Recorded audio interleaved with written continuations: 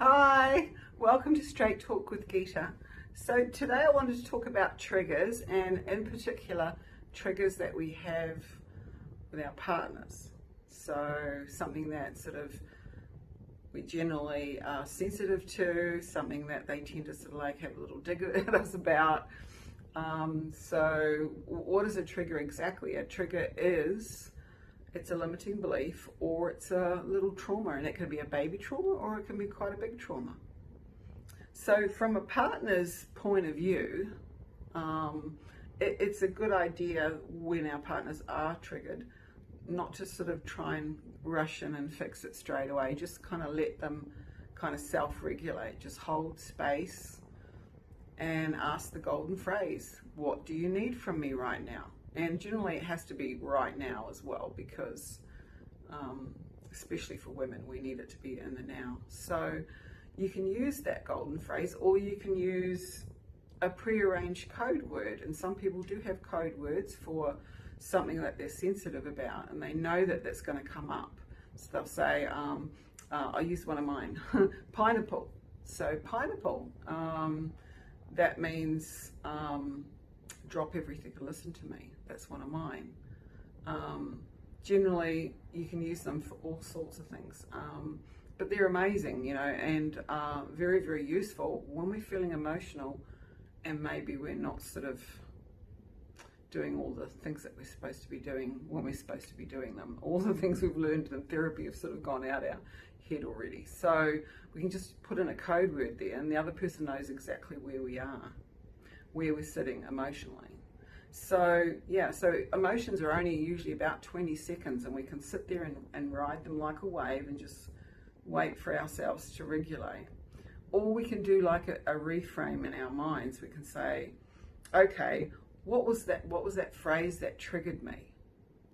Or what was my own chatter saying after my partner said or did that?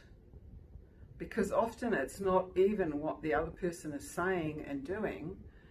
It is our own internal critic voice, blah, blah, blah, blah, saying the same old phrases that trigger us and get us from 0 to 100 really quickly.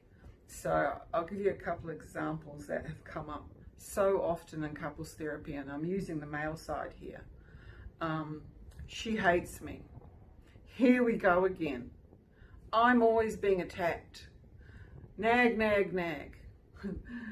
I can never do enough, or I'm never good enough, or it's never good enough. Something like that.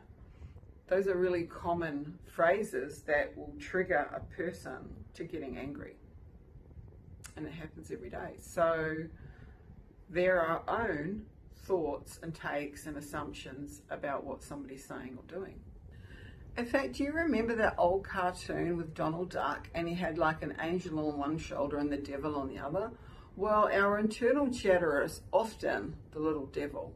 It's the Freud's id, the little 2-year-old brat. It's the voice of mum and dad. It's everything that's ever happened to us that's bad in our life. It's often very, very negative, very judgmental, loves to throw our partners under the bus, it's really like this, and we listen to it and we think that's the truth often, and it's not. It's just, in a way it's trying to protect us, but it's quite judgy, So remember that those old reactions are just old programs.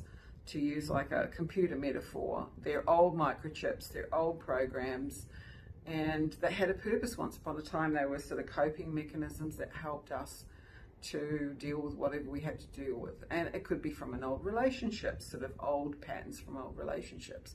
And they're there, and it takes a little bit of a while to reroute our neurons to creating new highways. So they're old ones, but it's up to us to get rid of them in a way. So a little sensitivity for ourselves and our partners can go a very, very long way.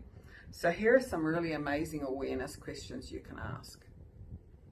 What did I say that triggered my partner? Instead of taking stuff personally, straight away bring it back to yourself and say, well, clearly I triggered them. What did I say that triggered my partner?